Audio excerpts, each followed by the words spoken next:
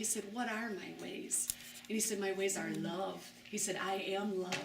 And he said, yes, Lord, yes, to your will and to your way. He said, because they were saying, you may not agree with the will of God, but you need to, bootstrap it, and you need to just do it. And that's what it was. And he said, what is my will? It's my will that none would perish. It's my will that all would know the love of God. That's my will. And he said, what about my way? And he said, is my way striving? Because that was the other thing. You have to push through your own personal resistance to just, all for the cross kind of thing. And I appreciate the dedication, but it was on my willing heart. I was like, okay, Lord, okay, yes, Lord, yes, with tears running down my face, if it means I have to go to the rice paddies of China. And I remember the day that it dawned on me that God invites you to do the things that he's already basically put in your heart to do. Do you know what I mean? That it's just it's a realization of identity, and it's a beautiful thing. He's not a taskmaster.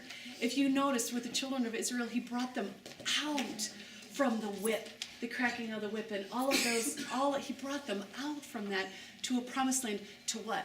Houses they didn't build, right? That was the promise. Fields that they didn't till. Orchards and groves that they didn't plant. And we all know that the land was inhabited by giants.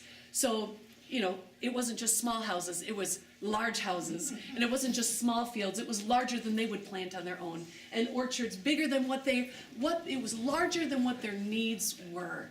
And to me, that is just beautifully indicative of God's way. Here, let me give you more than you need. The wine at the wedding, let me give you above and beyond. Let me give you a flavor better than you could afford on your own. And he goes, that's my will.